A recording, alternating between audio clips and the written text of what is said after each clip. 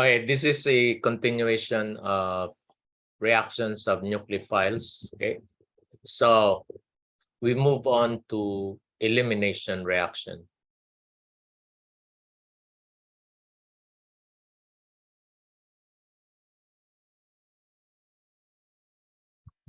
Elimination reaction is the competing reaction for substitution, of which we showed the two mechanisms, SN2, which occurs under basic condition, and SN1, which occurs under acidic or neutral condition.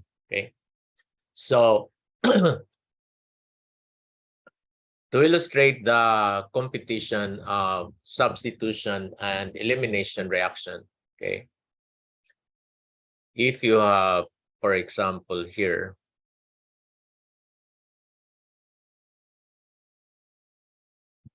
you have an alkyl halide. In substitution reaction,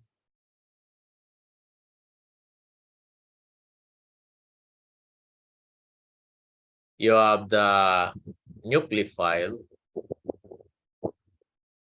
replacing this one.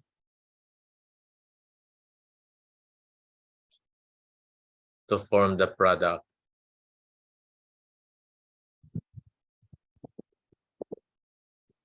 In elimination reaction, the nucleophile will be acting as a base.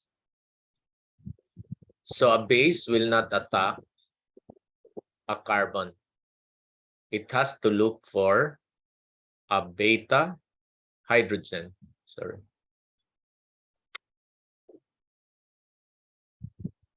There. That's the beta hydrogen. Okay, because this is your alpha carbon. The carbon where the halogen is attached. The next carbon is called beta. So that will be removed. Since it is a base, it is actually removing a hydrogen from the beta and of course the halogen. So it is removing an acid. So that's why the nucleophile should act as a base, generating an alkene. So there is a competition here. Okay. And there are also two mechanisms here to counterpart the SN2, SN1, and we call this the E2 for bimolecular and E1 for monomolecular. So in order for elimination to occur, the nucleophile should act as a base. Okay? So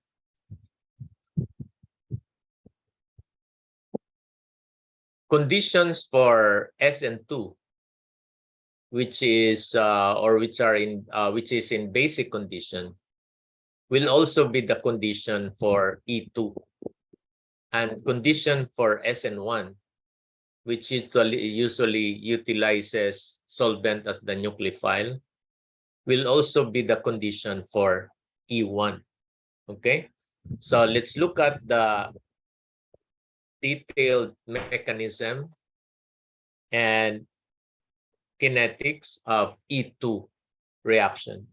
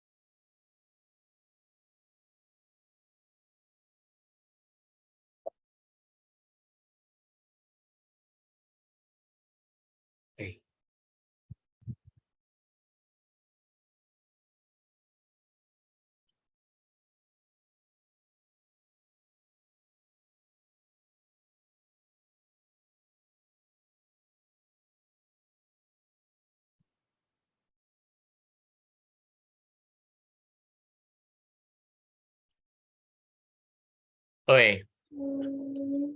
So,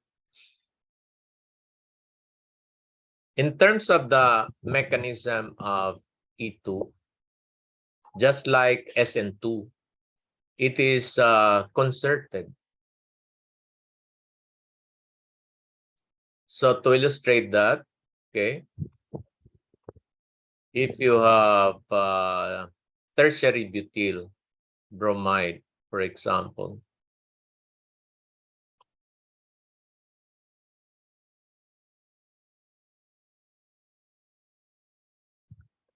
you react this with a base. Okay, so hydroxide is also a nucleophile, but this time it will act as a base, so it has to look for an acidic hydrogen, which is the beta hydrogen, resulting into the product CH3, CH3, double bond CH2. You don't need to write the side product, which is actually the HBr that is removed. Okay. So, in terms of kinetics, the E2, just like SN2, is dependent on the concentration of alkyl halide as well as the concentration of the base. So they have similar property to SN2. Now, to illustrate the concerted mechanism for E2, you will have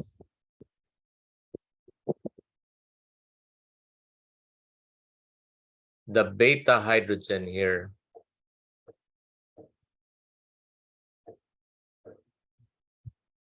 That will be removed by the base. So when this one removes, the electron will go to this carbon and the bromine will leave. So you notice HBr is removed. So at the transition state, okay, you will have a complex structure containing the two groups like this. You have partial breaking of the hydrogen, partial attachment of the base, partial formation of the double bond, and partial leaving of the bromine. That is the transition state before the final product can actually be formed. So since there is no intermediate in E2, just like SN2, then how are you going to assess the reactivity of the different structures of alkyl halide? Which one is the most reactive to E2? Is it the tertiary, the secondary, or the primary alkyl halide? Now, looking at the transition state, the transition state has a double bond character, okay? And because of that, okay, a German scientist, okay, Zaitsev,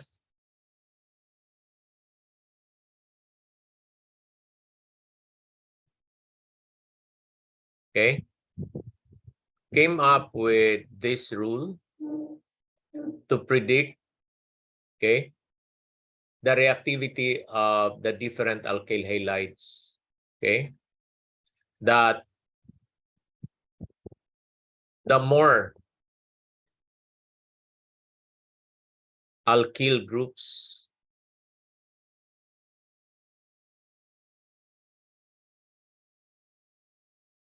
attached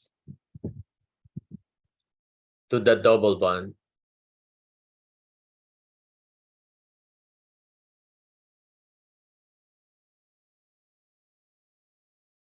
the more stable.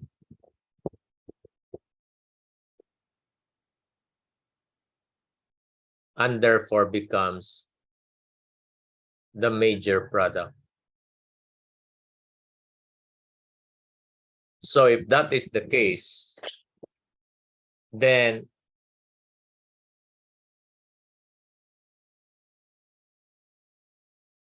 that the alkyl halide that will have more alkyl groups to the double bond after the reaction will be coming from the more crowded alkyl halide, and that is the tertiary.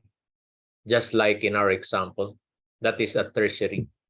And you would notice that you have two alkyl groups attached to the double bond. Okay? So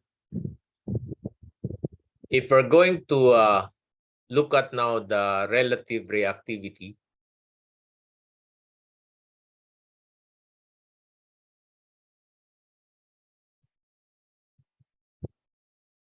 of alkyl halide based on the Zaitsev rule, then we can say that the tertiary alkyl halide will be the most reactive to E2, followed by the secondary alkyl halide, followed by the tertiary, primary alkyl halide.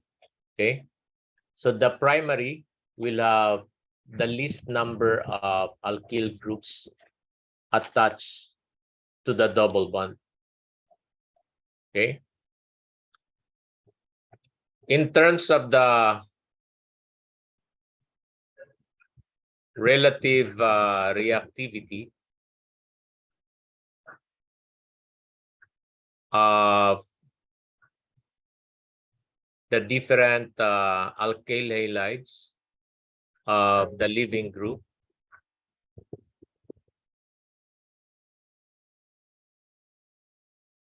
still the iodide will be the best leaving group, just like in substitution, followed by bromide, followed by chloride, followed by fluoride.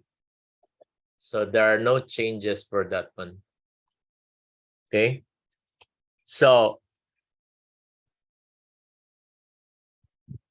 because of the Zaitsev rule, okay, then the elimination reaction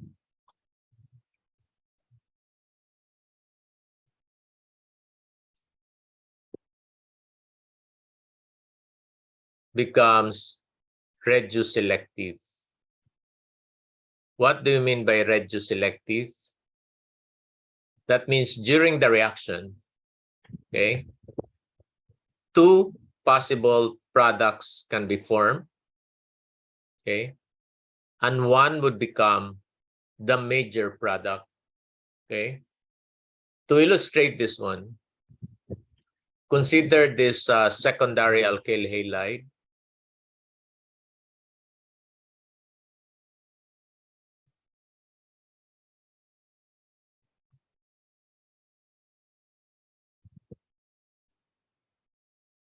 Reacting with a base again in the presence of its conjugate acid. Okay, so the usual bases used in elimination reaction, okay, you have the alkoxides or salts of alcohol. You call that alkoxides, like methoxides, okay, ethoxides. They are very strong nucleophiles, but they are also strong bases. So that's why they can initiate elimination reactions. Okay, also amide, okay, and then you have hydroxide dissolved in alcohol. Okay, so alcohol is C2H5OH. So you call this alcoholic hydroxide. So this is also a very strong base and will initiate elimination reaction E2. Okay, so that's why in this reaction, Okay, you have a secondary alkyl halide. Okay, and we are using an alkoxide base that will initiate elimination reaction. So it has to look for a beta hydrogen. The beta hydrogen is adjacent to the alpha carbon. So this is also beta. So you have two types of beta. If the left hydrogen is removed and the Br, you will come up with this alkene.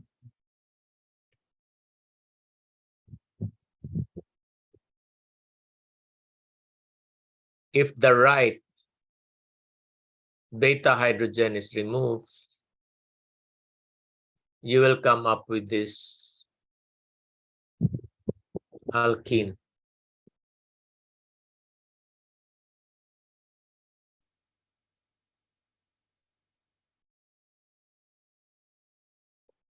So which one is the major product? Okay, can be based on the Say-Sef rule. Okay, the more alkyl groups attached to the double bond, the more stable. So you have here alkyl group, alkyl group. Here you only have this group. So therefore, this is more stable, and this is the major product. If you notice in the transition state, the transition state has a double bond character there. So therefore, that is the basis of the Say-Sef rule, that if the transition state is more stable, it will lower the activation energy. That's why the more alkyl groups attached to the double bond, the more stable and therefore become the major product. Right? That is what you mean by reduced selectivity. Okay? So, Alexander Say-Sef, okay, was able to predict that. Okay? He was a Russian chemist, no? And it really works. Okay? But there are certain reactions, okay, in which we cannot predict the major product using the Say-Sef rule. One of these, for example, if you already have a double bond or an alkene in your starting material like this, and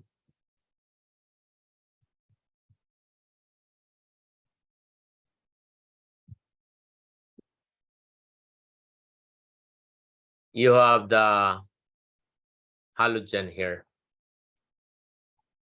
you use the appropriate reagent for elimination reaction like alcoholic hydroxide. So definitely this will undergo E2. Okay, now in Say-Sef rule, as you can see above, you would notice that if the beta hydrogen that is removed by the base is coming from the carbon with less hydrogen,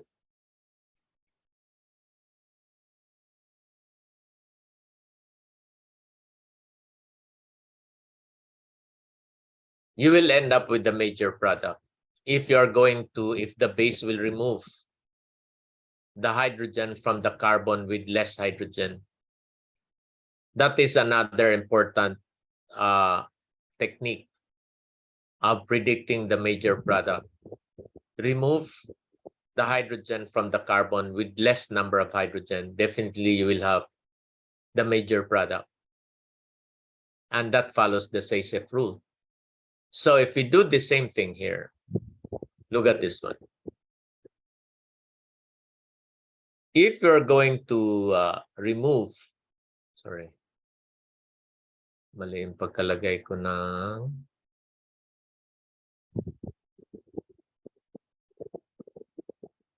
The chlorine is here. So you have two types of beta hydrogen again. This one here and this one here. They will form two different products. So if we follow the Sasef rule, okay, removing the base will remove the hydrogen coming from the carbon with less number of hydrogen. So removing this, you will end up with this alkene product, CH2, double bond, CH, CH2, and then you have double bond, CH3, CH3. However, if this hydrogen here is the one that is removed, this beta hydrogen,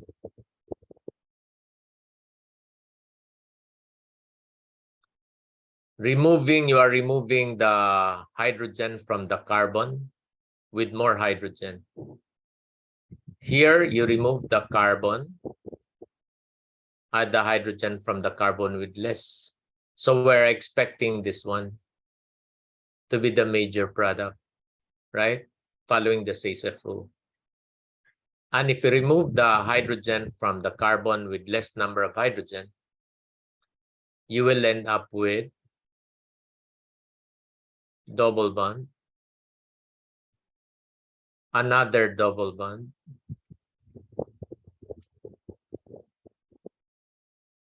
and then you have CH3, CH3, and hydrogen, okay? But then, in the experiment, this one turns out to be the major product, not this one. This one here. So how can we explain this? We can explain this by resonance. Look at the double bonds. They are conjugated. Double, single, double. And this will add to the stability of the product. You know, resonance can add to the stability by pi electron delocalization. In the first product, you have double, single, single, double. They are not conjugated, okay? And conjugation will add to the stability. That's why this one is against the Sasef rule. It doesn't follow the Sasef rule. But then if there is no conjugation, then the Sasef rule will be followed, okay? So that is one exception to the rule, okay? Now, in the E2, another important exception to the E2 elimination, okay? If the alkyl halide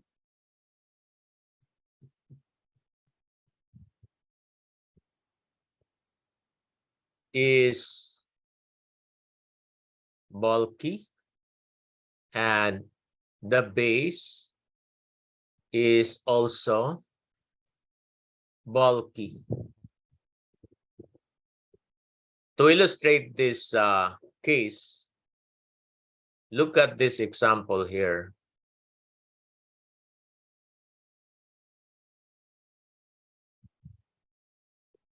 You have CH2, CH3, and you have the hydrogen here.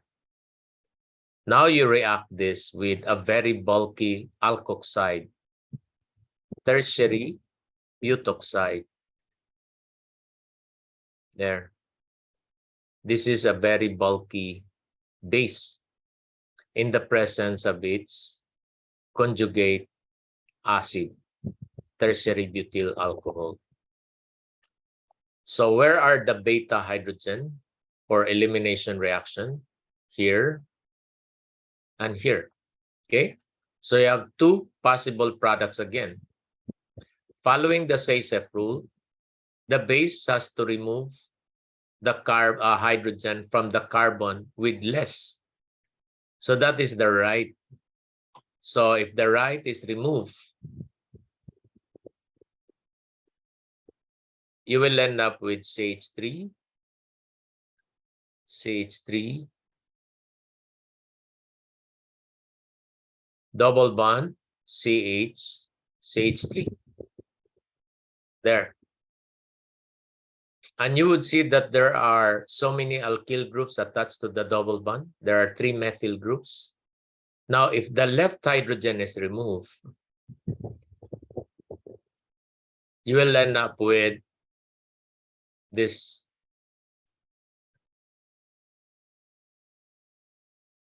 And you notice you have less alkyl groups attached. Okay, but then this turns out to be the major product. So this is another case for anti-SASEF. It doesn't follow the SASEF rule. So what is the reason behind this? Why the major product is what you call the anti-SASEF? Because it is against the rule. Okay. The reason for this one, class, is the bulky base. You know, it has to remove a beta hydrogen, supposedly here, following the SASEF. It has to remove this hydrogen here.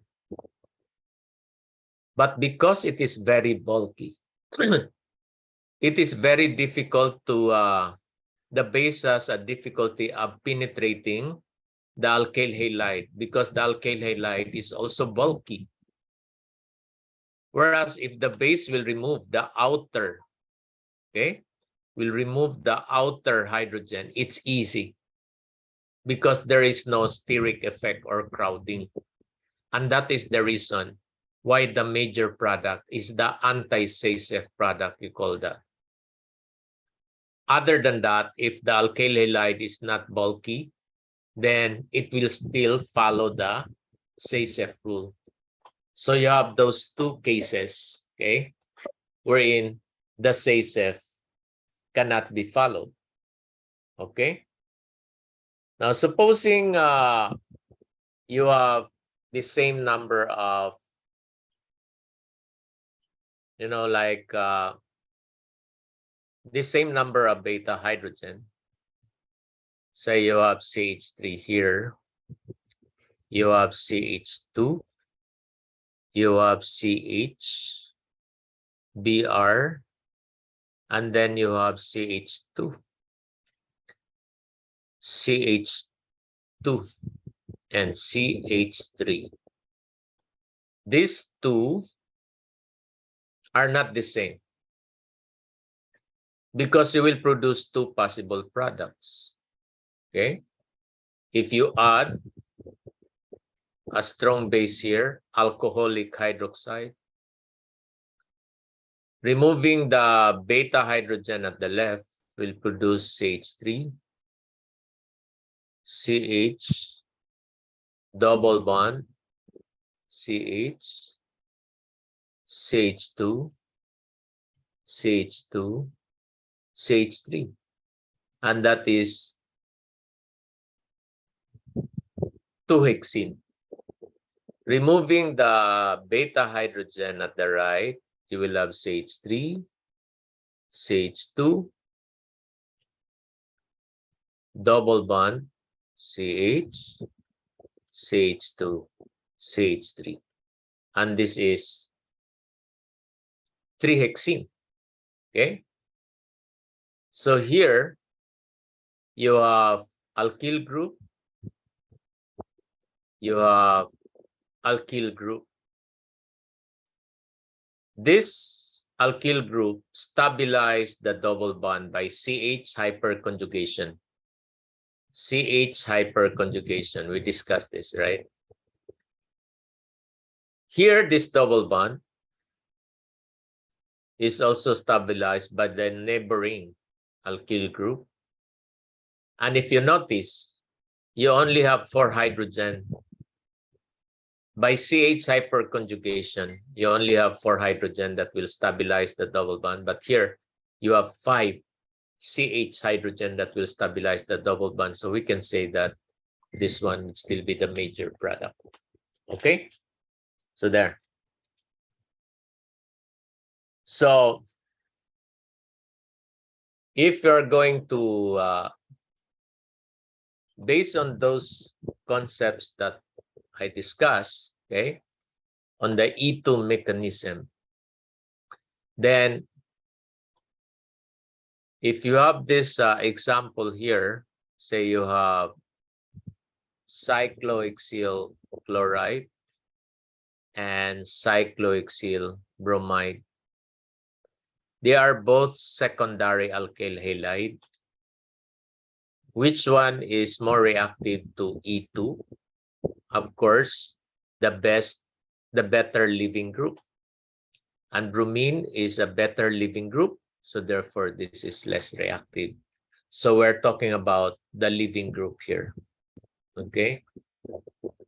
How about if you have this example here, you have CH3 and you have CH, Br, CH2, CH, CH3, and CH3.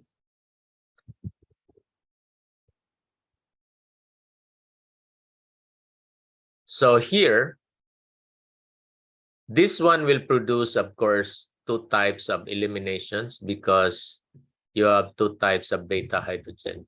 Okay. But you are looking at the reactivity only. Which one is more reactive? We're not predicting the product in this case. So supposing you have these 2 alkyl halides.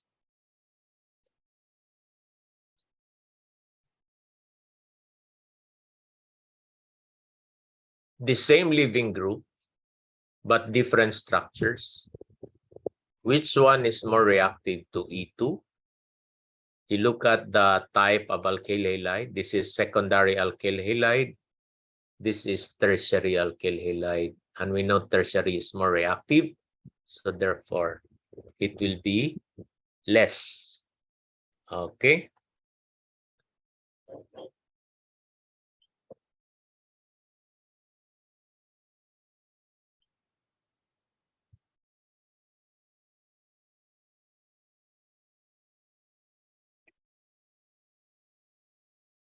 How about the third case?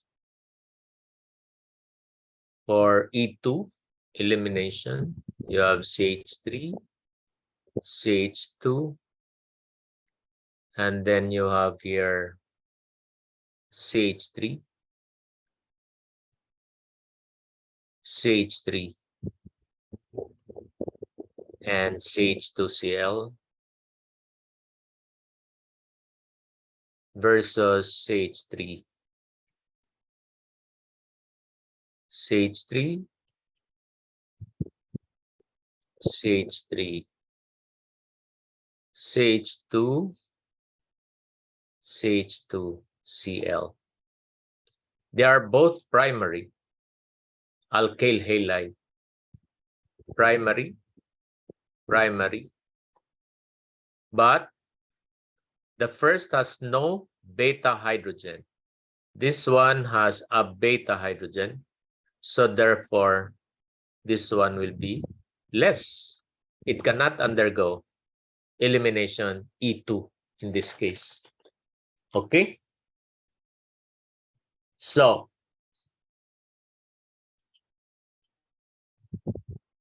all the alkyl halides, I think I forgot one.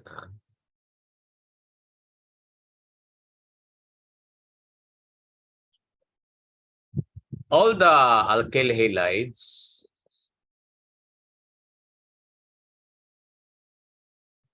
iodide, bromide, and chloride follow the Zaitsev rule for elimination reaction. But the alkyl fluoride follows the anti-Sasef rule. To illustrate that, for example, here, you have CH3, CHBr, and then you have CH2, CH3. You add alkoxide like ethoxide in the presence of its conjugate acid, ethanol. So this is beta. So you have two products again, but following the Sasef, there is no crowding anyway. So the base will remove the hydrogen from the carbon with less hydrogen to form the stable product or the major product. So you will have this as the major product. What will happen if that is fluorine?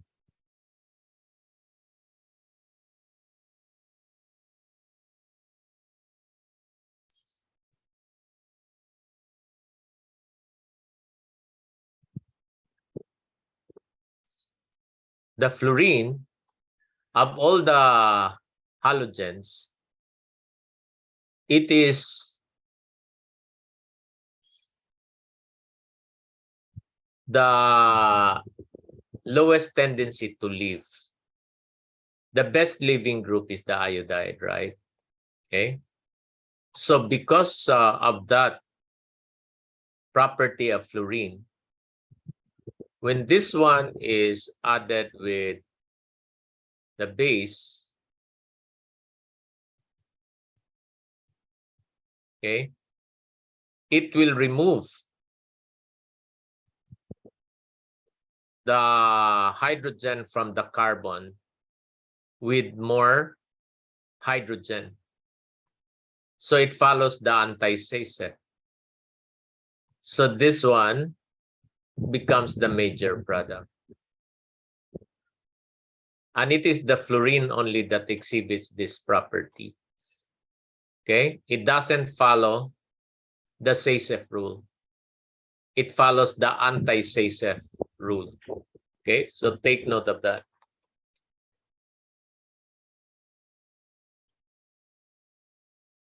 Okay.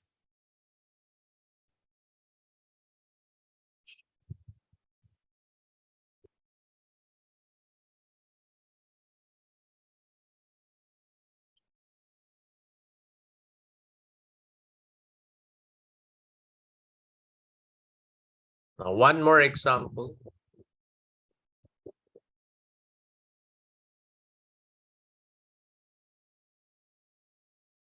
Supposing you have this, you have a double bond. You react this with alkoxide following the E2. So remember, if you have a double bond, okay, right, and you have the halogen here, where are the beta hydrogen? Here and here, okay? So you'll end up with two possible products. Removing the hydrogen above, we'll have this diene. Removing the hydrogen below, we'll have this diene. And what have you noticed? This diene is conjugated. So therefore, this one becomes the major product. Okay? So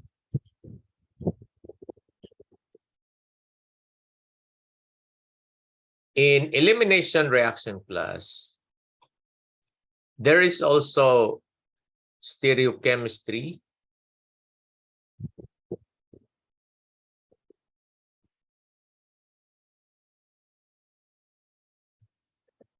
of elimination, E2 undergoes trans elimination.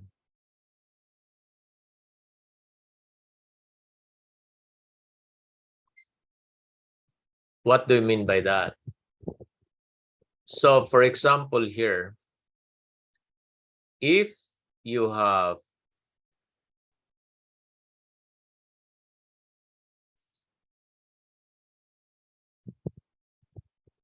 say you have bromocyclohexane, if we draw the correct conformation of the cyclohexane, which is the chair, and you have the bromine in the eggshell position, you have the hydrogen in the eggshell. This is your beta hydrogen. And you have another hydrogen in the equatorial. Now, what do you mean by trans elimination? When you have a base, the base will remove the hydrogen that is trans to the halogen.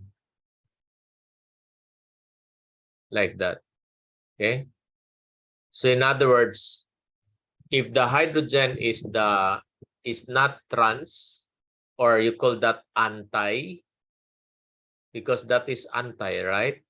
Okay? Or trans, opposite. If the hydrogen is not anti to the halogen, it cannot be removed by the base. Okay? So this equatorial hydrogen cannot be removed by the base. So it has to look for the beta hydrogen. Okay? So that's why you will end up with this product there. That is what you mean by stereochemistry. No? But if the alkyl halide is written in this way, we are not, talking about stereochemistry here. Okay? You just have to look for the beta hydrogen, and that will be removed. So we are not considering any stereochemistry. But once the alkyl halide is written in this form, then you have to check where is the hydrogen anti or trans to the halogen. If there is none, then there will be no reaction. Okay? Now, elimination reaction, okay, is also stereospecific.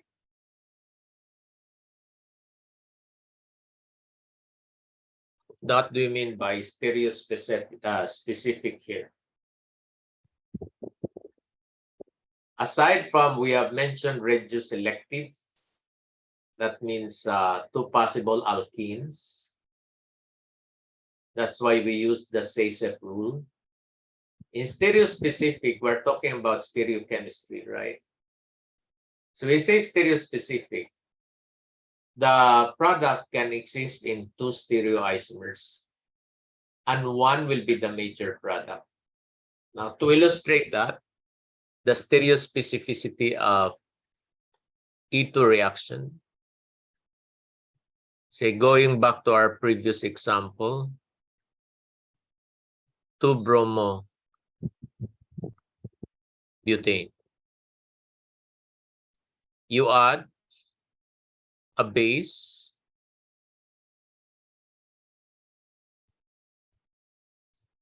following the SASEF rule. This is the one that will be removed.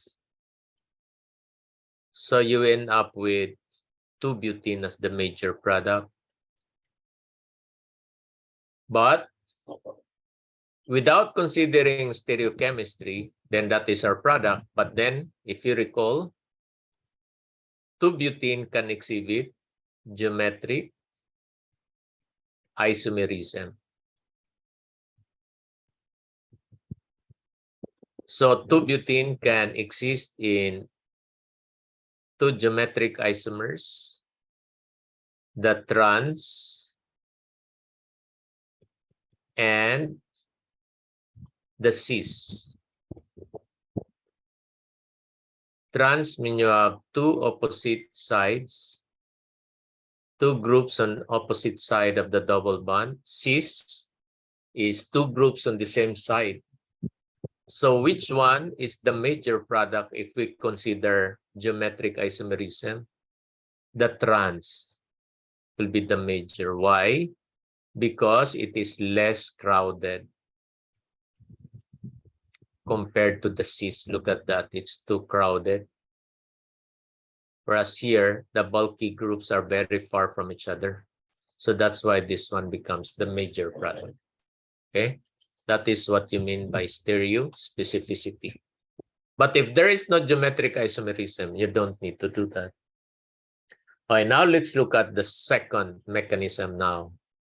So we're done with E2. Let's look at E1. E1, okay, just like SN1,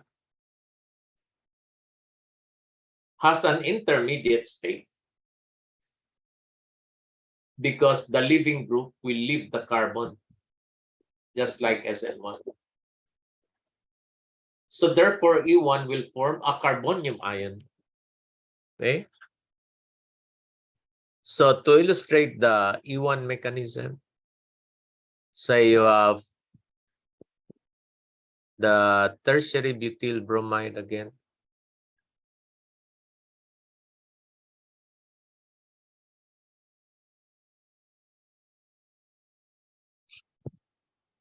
So this one will ionize. The bromine will leave the carbon to form a carbonium ion, just like SN1. Okay, they are similar in the first step. But then, so again, this is the rate determining step. This is low. So in the fast reaction, okay, the base in this case, because remember in SN1, the solvent is usually not basic, it's neutral. You use a weaker nucleophile, and what are the weaker nucleophiles? The neutral, like water. So the water will act as a base in this case, so it has to look for a beta hydrogen, and that's the beta hydrogen. So you will end up with elimination product. There. That's E1 mechanism. So the rate of the reaction, therefore, just like SN1, is just dependent on the alkyl halide. So whatever condition of SN1 is also the condition for E1. So that's why they are competing reactions. But unlike,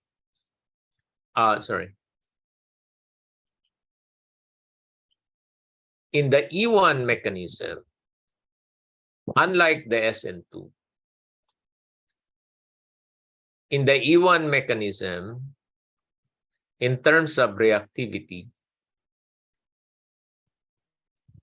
since it forms a carbonium ion, then we can say that the tertiary, just like SN1, is the most reactive, followed by secondary, followed by primary alkyl halide. Okay, and primary is less likely to undergo SN1, E1 anymore. Just like SN1, the primary less likely to undergo SN1 because the carbonium ion is not very stable.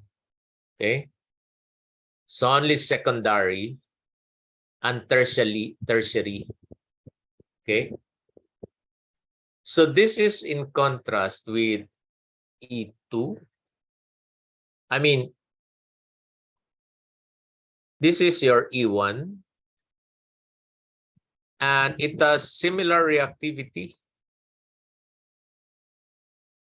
similar to E2, because E2 also has tertiary, is the most reactive. secondary, followed by primary. And the basis for this arrangement is the double bond. Whereas for the E1, the basis is the stability of the carbonium ion. Okay?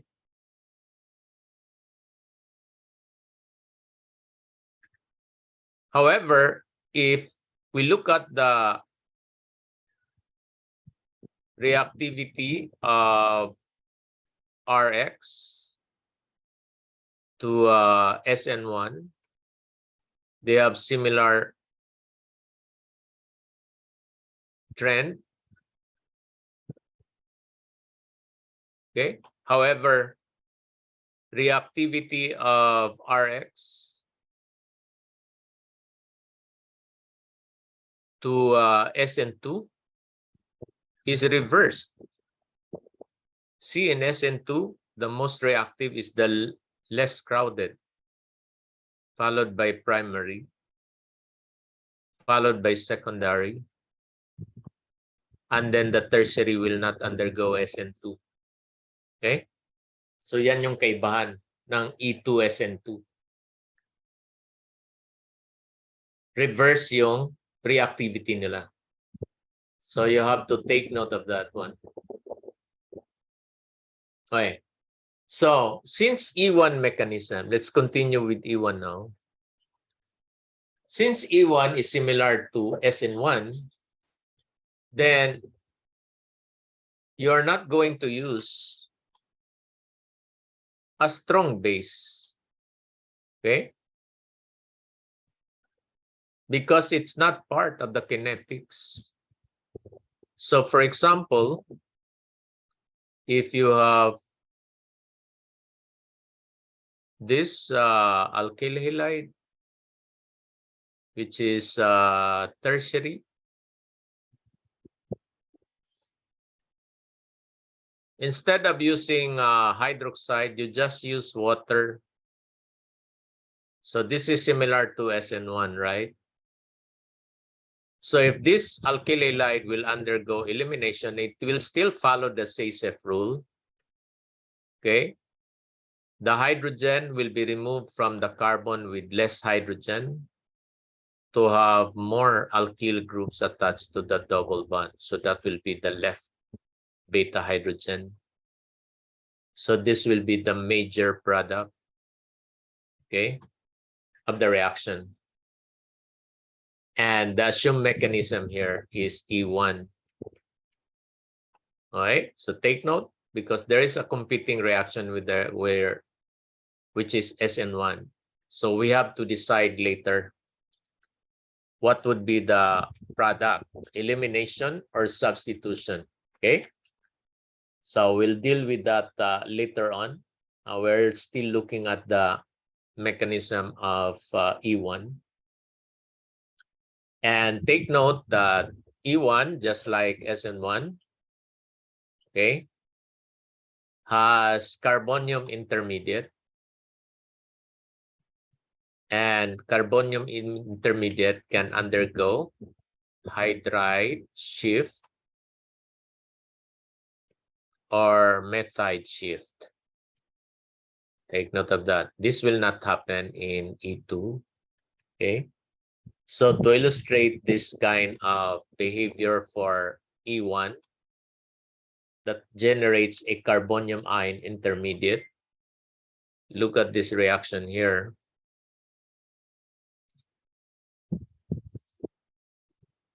Say if you have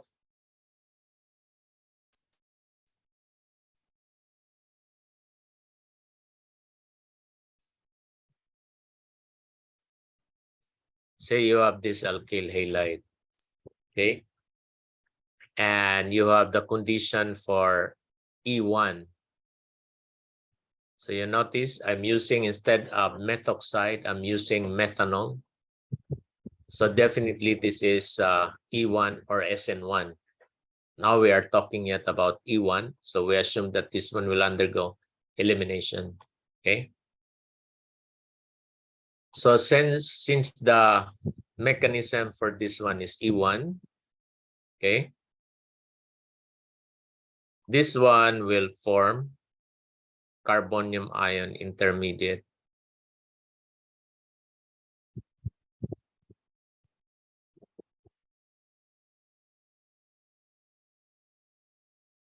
Like this.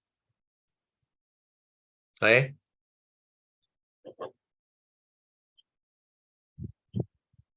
So before elimination can happen with methanol,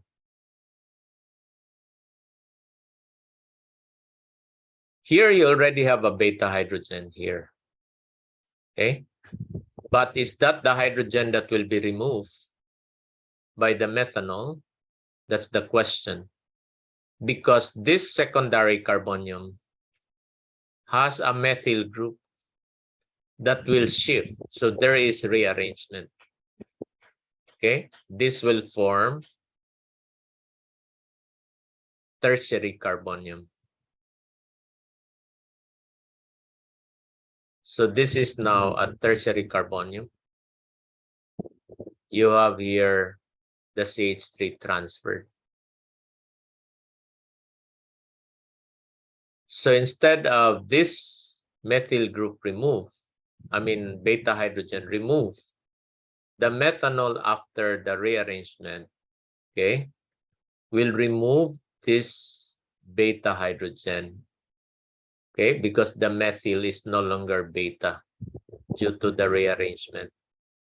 So you will end up with this major product. The double bond will be here. You have CH3 and CH3. So that is the behavior of E1 mechanism. Okay. Now, let's look at the competition between E2, okay, and E1. Now, take note, E2 occurs under basic condition. So use a strong base. E1 occurs under milder condition. You use a weak base, not a strong base. Okay. So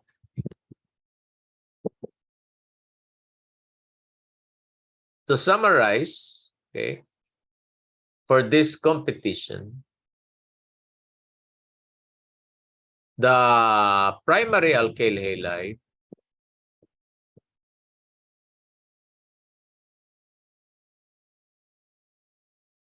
definitely will undergo E2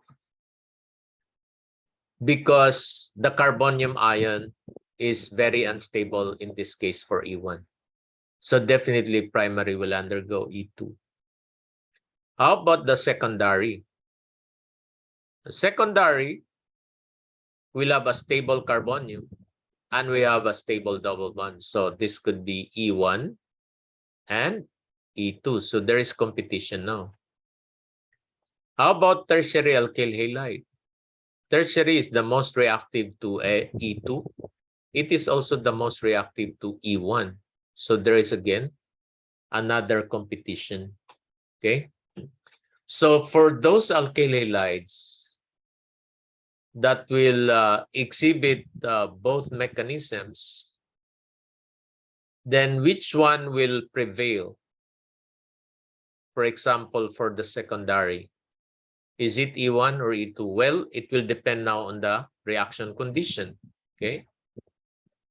If you use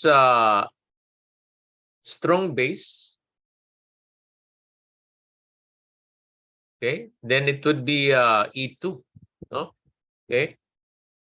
Or you use a protic solvent, just like SN2, then definitely that would be E2. For E1, do not use a strong base. You use a weaker base, no? Weaker base. They say weaker base, like instead of hydroxide, use water. Instead of alcohol, instead of alkoxide, use alcohol. Okay. To favor the E2. I mean E1. So to illustrate this competition, if you have, for example, 2-bromobutane,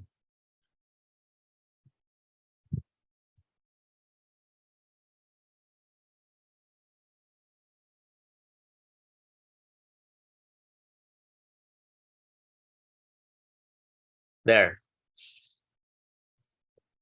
you react this with methoxide, and then you have a protic solvent, dimethyl sulfoxide or DMSO. So obviously this will be E2. Okay, and following the SASEF rule, you will have this as the major product. And if you consider stereo chemistry, the trans will be the major product. Okay, so definitely this will be E2. Okay, but if you have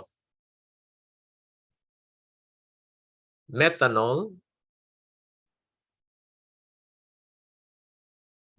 instead of methoxide, okay, then again you will have this as the major product, but the assumed mechanism here is E1.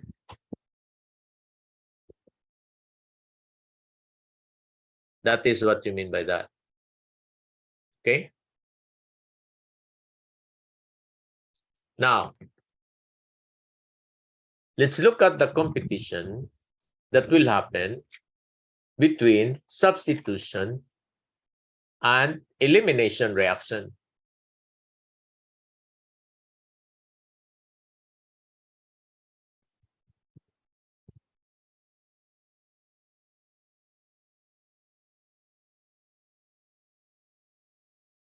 Substitution versus elimination. So this becomes complicated because here you have SN2 and SN1. Here you have E2 and E1. Okay. So how are you going to deal with this one? Okay. So condition for SN2 is similar to E2, right?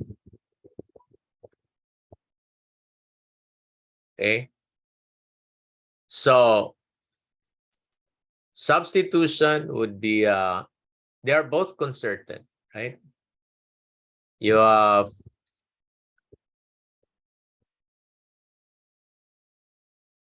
in substitution reaction, you have the nucleophile replacing the bromine at the carbon site. That's SN2. In elimination reaction, the hydroxide will act as nucleophile and look for a beta hydrogen, okay, which is also concerted to form the elimination product. So to predict which one will dominate under basic conditions, because these are all under basic conditions, right? You have to use a strong base like alkoxides, amides, okay?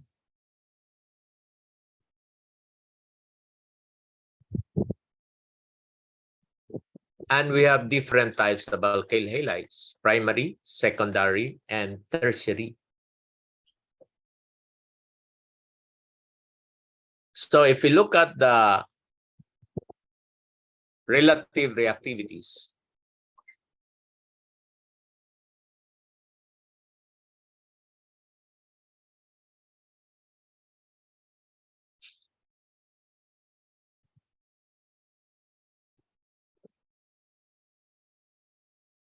of alkyl halide. In SN2, the primary is the most reactive, followed by secondary. Tertiary will no longer undergo. Whereas E2, the tertiary is the most reactive, followed by secondary, followed by primary. Okay. So the primary alkyl halide, therefore, is the most reactive in an SN2 reaction. Okay. And it is the least reactive in an E2 reaction. So therefore, if the primary alkyl halide, okay, will react under basic conditions, okay, then substitution will be the major product. Unless, okay, unless the base that you are using is very bulky, or the primary alkyl halide is very bulky. Other than that, the primary will favor substitution rather than elimination. For example, here, you have propyl bromide. This is primary alkyl halide. And you react this with methoxide. So this is a very strong base. Okay? But it is also a very good nucleophile, remember? So there is now a competition, substitution here or elimination here.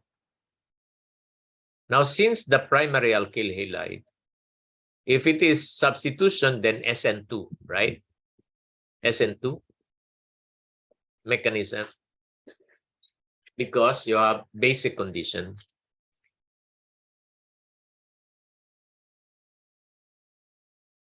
Elimination E2.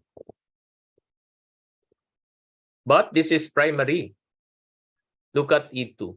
Primary is the least reactive. But primary is the most reactive to SN2.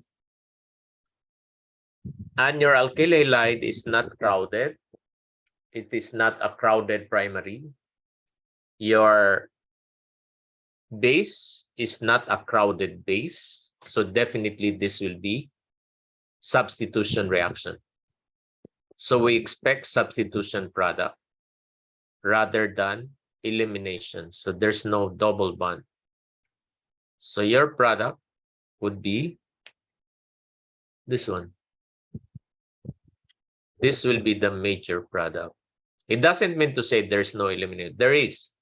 But we say major, okay? The elimination would be minor. What is the elimination? This will be the elimination. This is minor. Okay? Now, since this is the major, then the major mechanism would be SN2. Okay? But if the primary, take note that SN2 is backside attack. So in order for the backside attack to happen, there should be no hindrance for the backside attack. Now, supposing the primary is very bulky like this one here. This is still primary alkyl halide.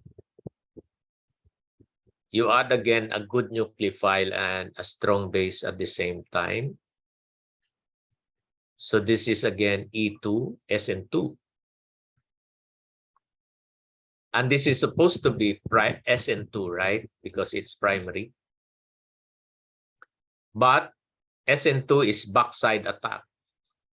It will remove the hydrogen, this hydrogen here. I mean, it will replace the halogen here. So it has to approach at the back, but there is a bulky group here. So this primary will force to undergo elimination rather than substitution. Because in elimination reaction, the hydrogen is easy to remove. The beta hydrogen is here. This is the beta hydrogen, right? It's outside. So the base can easily attack this. Okay? Undergoing elimination as the major product because of steric factor. That's the reason for that. So that's why this one becomes the major product and not the substitution. So the Dacium mechanism now is E2. But other than that, then it will be SN2. Another case is if the base is very bulky, not the alkyl halide. Like if you have a primary alkyl halide, like this one here.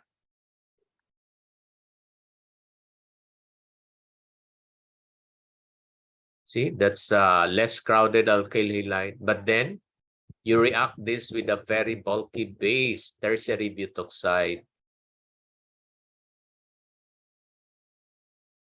There. Again, it is very difficult because this is supposed to undergo SN2. Basic condition, SN2, E2. Backside attack, because this is very bulky, very difficult to attack in this side. So again, it is easier for the base to remove a beta hydrogen, which is this one. So this will undergo elimination again. So the major product would be alkene, not the substitution product. So again, Dacium mechanism here is E2 rather than SN2. Okay? So if it is secondary alkyl halide, if you react that with secondary alkyl halide, let's say you have this alkyl halide, this is already secondary, and secondary can undergo SN2 or E2 under basic condition. So let us say you have this ethoxide. You use ethoxide as your nucleophile or base. Okay. So which one will be favored? Substitution or elimination reaction? Okay. Now, since you are using a nucleophile that is a strong base, alkoxides are strong bases, so it will favor elimination reaction, E2, rather than substitution. So you will have this product as the major product. Okay. But if you are using a nucleophile that is not a strong base, like for example, acetate. Acetate is not a strong base, no, because the negative charge will delocalize by resonance. So this is not a strong base. Okay. So since it is not a strong base, and it is a good nucleophile because it is negatively charged, then it will favor substitution rather than elimination reaction. Okay. So you will have in substitution, the chlorine will be replaced. You will end up with ester as the product. And the Dacium mechanism here would be definitely SN2. Okay. So for tertiary, no problem for tertiary because SN2 will not happen for tertiary. So definitely it will always be E2, elimination for tertiary. Because tertiary alkyl halide cannot undergo SN2, right? It's too crowded. So under basic condition, tertiary will definitely be E2 reaction or elimination reaction. Okay. Now let's look at the competition, okay, with SN1E1. So SN1E1 occur under milder conditions, no? Usually the solvent is the nucleophile and the base at the same time, okay? So they have the same reactivity, no? Reactivity of alkyl halide. For SN1, tertiary is the most reactive, followed by secondary, followed by primary. For E1, same, tertiary, secondary, primary. Okay. So, which one will be favored? Okay. Is it the SN1 substitution or E1 elimination? Okay. So here,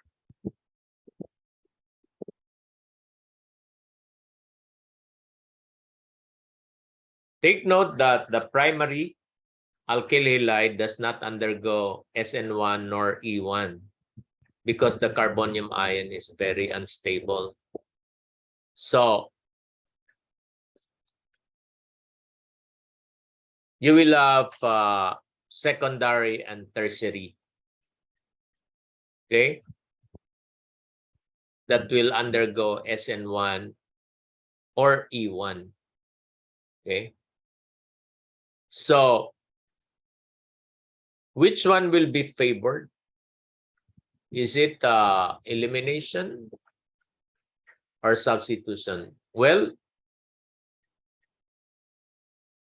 the temperature will decide the reaction condition temperature, okay. At higher temperature, you are increasing the kinetic energy of the reactant, then most likely it will undergo elimination.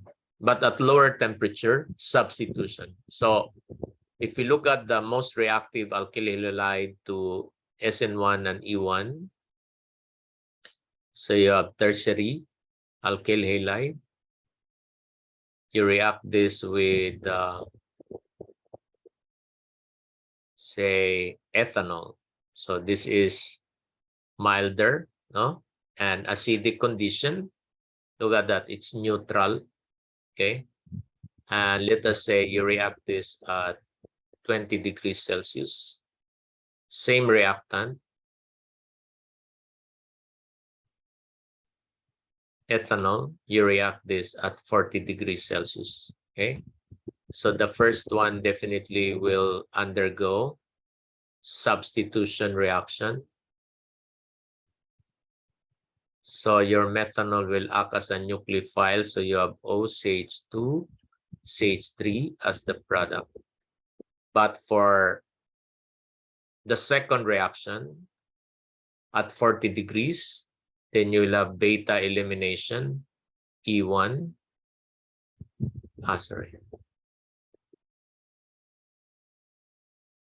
Then you will have double bond here. There, okay? So this is SN1, this is E1.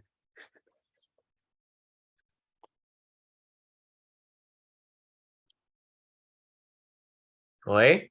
And take note, SN1, E1, okay, are subject to rearrangement. So you have to be very careful. They undergo hydride shift or methide shift, okay? So to summarize again, primary alkyl halide under basic condition will undergo SN2 or E2, primarily substitution, SN2, right?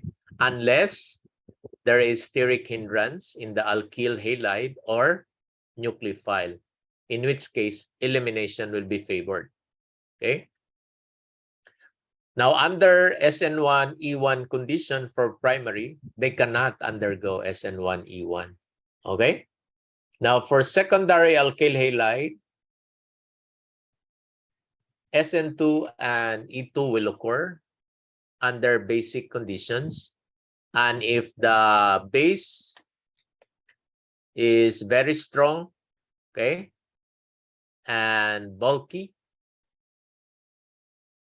and higher temperature, then elimination will be favored. Okay? E2 rather than SN2. No? For secondary alkyl halide, SN1 versus E1, both substitution and elimination will occur. You raise the temperature, elimination will be the major. Lower, substitution will be the major. Tertiary alkyl halide, SN2 versus E2. Of course, only E2 will occur. SN2 will not for tertiary.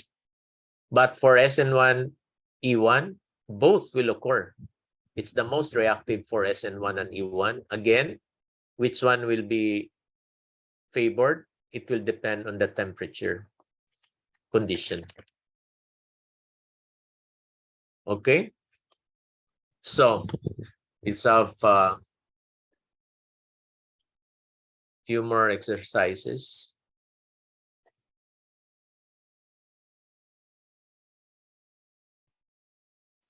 Consider these examples. You have CH3, CH2, CH2Br, and CH3, CH2, CHBr. Assuming these two will undergo SN2 reaction, which one will be faster? Of course, this is primary, this is secondary. So SN2 is sensitive to steric effect, less steric, faster. Now, if you have cyclohexyl iodide, and then you have cyclohexyl bromide, both are secondary. They differ only in the leaving group. Okay, so if these two will undergo E1 elimination, which one will be faster? Of course, this one, because iodine is a better leaving group than bromine. Okay.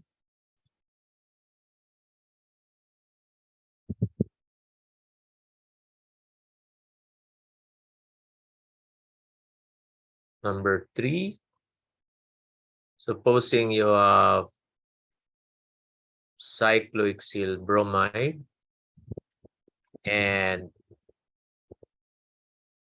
you have bromide with a double bond. Okay, supposing these two will undergo E2 reactions, which one will be faster? Of course, the right will form conjugated double bonds like this. Okay, plus this, you only have this as the product. So conjugated will be more stable and therefore faster. So this will be less reactive to E2. Okay, so there. Now, let's look at the application of substitution reaction. One of the important application of substitution is in a process called Williamson synthesis. This is a process of producing aliphatic and aromatic ethers. Okay, so they are usually prepared by SN2 mechanism. So you have to use the appropriate base. So you have a primary alkyl halide that will easily undergo SN2, and then you use a strong nucleophile. Although this is a strong base, but your alkyl halide is primary, so this will favor substitution rather than elimination. So you form substitution product ether. Okay. Now for aromatic ether, okay, the alkyl halide like methyl bromide can be reacted with the salt of phenol, called that phenoxide. So again, definitely your alkyl halide will undergo SN2, and there is no beta hydrogen, so no elimination really. Only substitution SN2. So you have the aromatic ether. Okay. In certain cases, it is very difficult to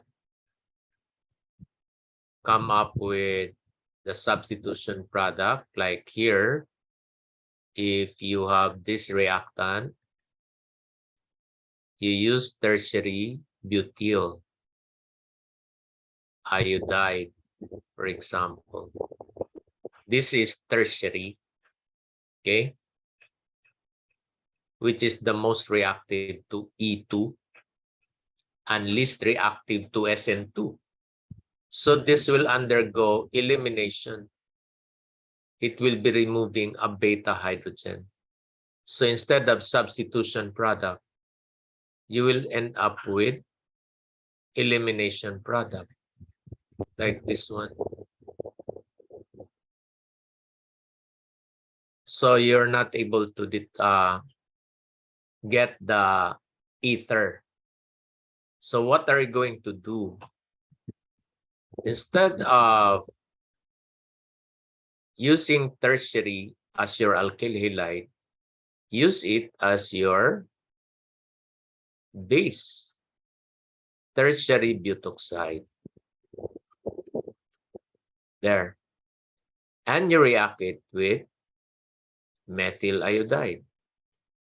This is a strong base that is supposed to favor elimination, but your alkyl halide has no beta hydrogen. Wala siyang beta hydrogen. So, ang option lang niya is to undergo substitution rather than elimination. Kasi wala naman siyang beta hydrogen. So, you are able to produce an ether in this case. Okay, so there. Now, here we are just talking about halogen as living group. In substitution, we discuss substitution of alcohol, right? That it should be under acidic condition because OH is not a good living group. Alcohol can also undergo elimination reaction. Okay.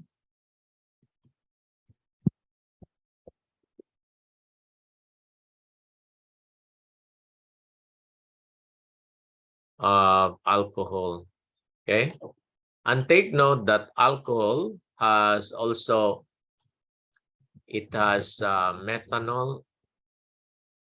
It has primary alcohol like ethanol. It has secondary alcohol like isopropyl alcohol.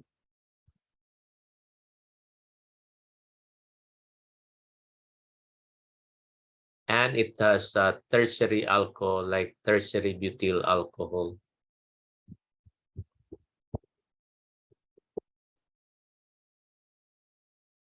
In substitution reaction, if you recall, the Methanol and primary alcohol undergo SN2 reaction, right? Secondary, tertiary, SN1. How about in elimination reaction? Which one will undergo E2? Which one will undergo E1? Now, since this involves elimination, in the elimination reaction of alcohol, for example, here, we have to remove OH and the beta hydrogen H. So we are removing water. So since we are removing water, we cannot use base. We have to use a very strong acid. And that acid should be dehydrating agent. In substitution reaction, we use hydrogen halide for substitution, right? Like we react alcohol with HCl, with HBr. Now, if we use the same reagent here, substitution will happen, not elimination, okay? So if you want to use elimination, we have to use concentrated sulfuric acid to dehydrate, because concentrated sulfuric acid is a dehydrating agent, okay? So if you use that here, okay, there is no elimination because there is no beta hydrogen. No elimination for that. But here there is already beta hydrogen. So if you use concentrated H2SO4, then this will undergo elimination. Okay, the same thing with this one. Okay, concentrated, you have beta hydrogen, remove, so you have alkene product. Same thing with this one. If you use concentrated sulfuric and you heat it, okay, you will have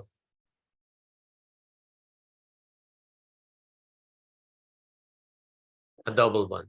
Okay, now since the mechanism of elimination is the initial step, to illustrate that for tertiary, for secondary butyl alcohol, the initial step is protonation coming from sulfuric acid. Take note that sulfuric acid will generate H+. So that H+ will protonate so that this one will become a good leaving group. So you'll have CH3, CH, OH2. Okay? So this one will leave the carbon, generating a carbonium ion. And carbonium ion would signal E1, right? E1 mechanism. So that's why in elimination of alcohol, usually the mechanism is E1, because it forms a carbonium ion intermediate, not E2 elimination. Okay, so this is followed by the removal of the beta hydrogen. So the beta hydrogen will be removed by the bisulfate there, finally producing the alkene product.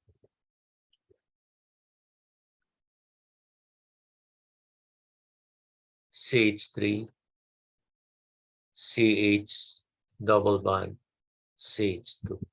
Okay. So since the intermediate is carbonium, you have to be very careful for rearrangement. So for example here, you have CH3, and then you have CH3.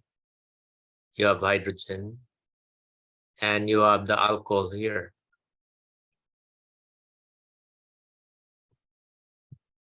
And you react this with concentrated sulfuric acid. So you know this is elimination. And you heat it. Okay. So where are the beta hydrogen? You have, okay, sorry.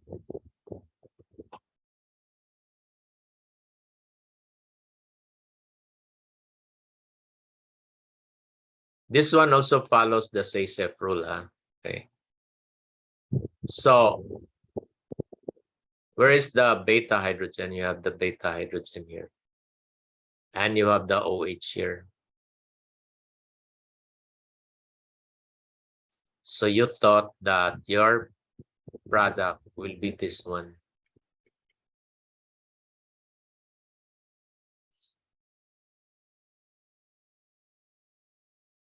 Because that's the only beta, right? But tracing the mechanism, okay, if the OH is removed, the carbonium will be there. And if you remove the OH, because that is the mechanism for E1, there is high methide shift. So before elimination can happen, check whether there is rearrangement. In this case, there is from secondary to tertiary. So once the methyl group transfers here, this is now the hydrogen that will be removed. So this hydrogen will be removed by the bisulfate there, and this one will delocalize to form the double bond. So that's why you will end up with this major product instead of the first one. So not this one, okay? Because of elimination reaction, okay? So here we have alcohol, alkyl halide as leaving group undergoing elimination reaction. There are other substituents that can also undergo elimination, like this one here, amino group. Instead of chlorine and alcohol, you have amino group. Okay. Now, just like alcohol, alcohol is OH, which is a strong base and not a good leaving group. Amines is NH2, which is also a strong base and not a good leaving group. So in alcohol, we use acid to remove the OH. How about in amino group? In an amino group, first, you convert your amino to a tertiary amine. So you attach 3-methyl group so that it will become a good leaving group. So you react this with methyl chloride. So you do substitution reaction 3 times. Okay. So that your amino will become ammonium. Okay. So you react that. There are 2 reagents that you are going to use. Methyl chloride and sodium bicarbonate. Okay. So when you react that, this one will become N, CH3, CH3, CH3. So it is now ammonium. Okay. And then you have CH2, CH3. Okay.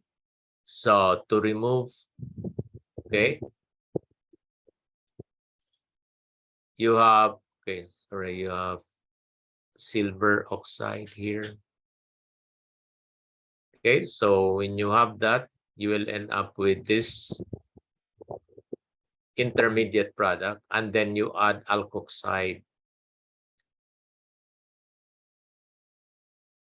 just like in E2 reaction, for this to undergo elimination. So you have to look for the beta hydrogen here. Where are the beta hydrogen? This is beta. This is also beta. Either this beta here or the methyl, they are both beta.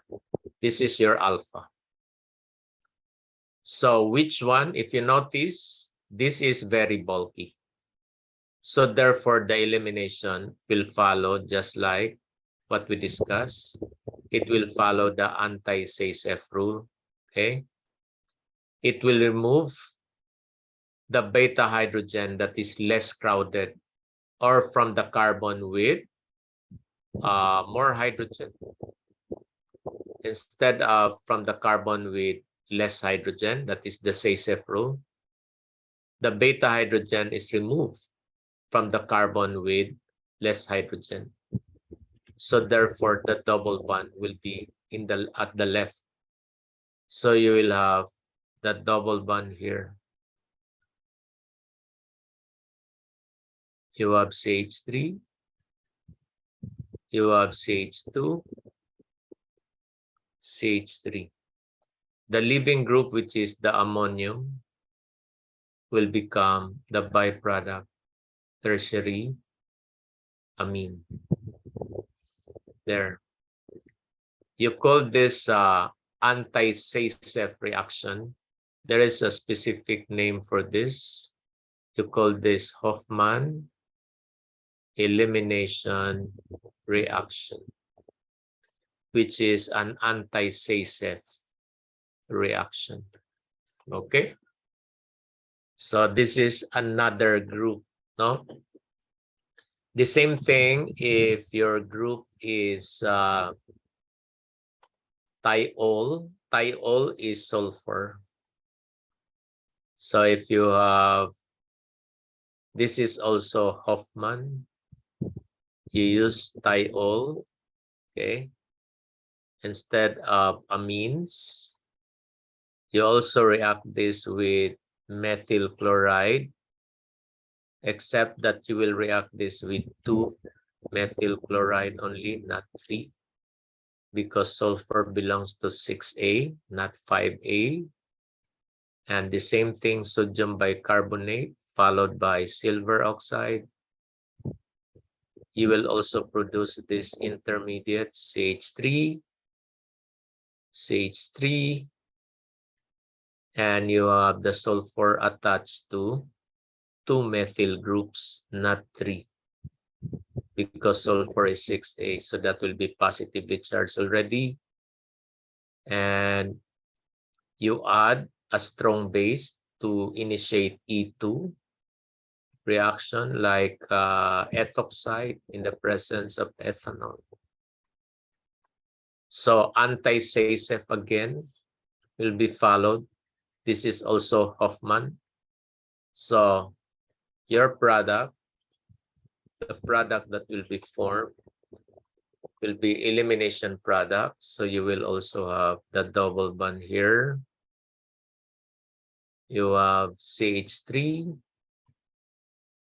you have CH2, and CH3. What is the byproduct? Is CH3 or thioether. This is also Hofmann elimination.